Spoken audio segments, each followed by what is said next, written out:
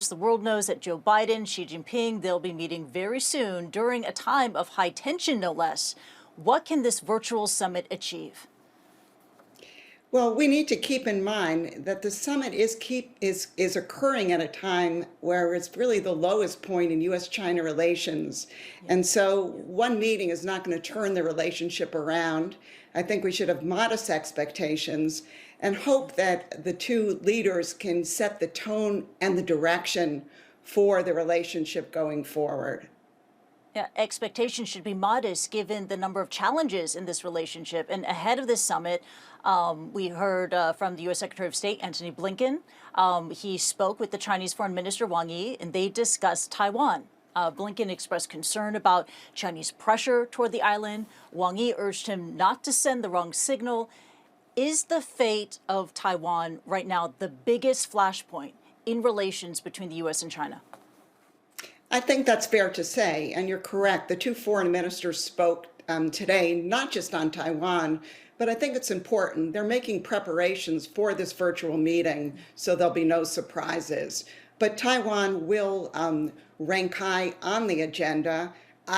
We cannot count on any breakthroughs. I think both sides will just repeat their talking points and make sure the other side understands their position and their intentions. No breakthroughs. No breakthroughs expected here. Let's talk more about Xi Jinping, because he is going to enter this virtual summit in a position of political strength, especially after what happened last week, the big Chinese Communist Party meeting. How does this new power dynamic affect the summit and also impact U.S.-China relations going forward? Well, both leaders will be domestically focused as they participate in this meeting. You're right, Xi Jinping comes off of the six-party plenum. He's strong, he's consolidated his power, he's enshrined himself in the Communist Party, as one of the three preeminent leaders. But yet he has between now and next November to actually secure his third term. And he doesn't want anything to go wrong and anyone or anything to stand in his way. So he'll be concerned about the economy.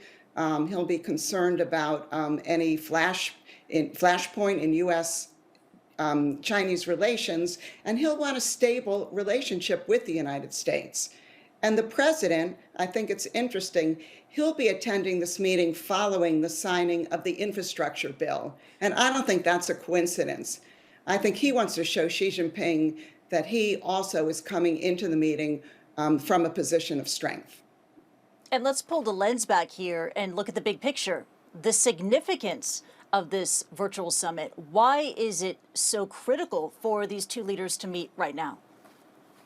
Well, remember, this is only their third call since Biden has taken office.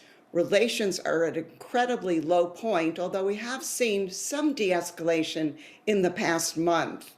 And what we really need to see going forward is more engagement between cabinet level, minister level, vice premier level Chinese and U.S. officials on areas where possibly they can align their interest, but also in areas where there are tensions and where through engagement they can avoid any misunderstandings or accidents.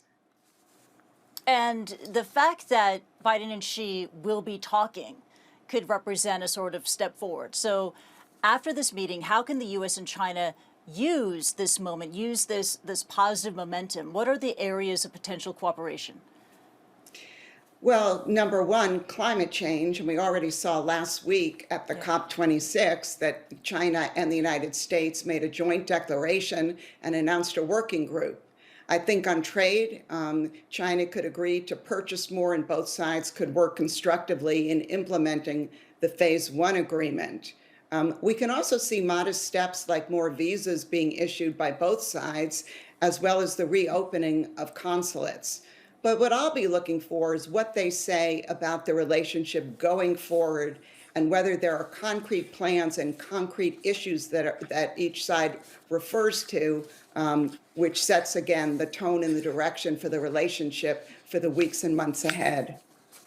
All right, Wendy Cutler, Vice President of the Asia Society Policy Institute, thank you so much for joining us.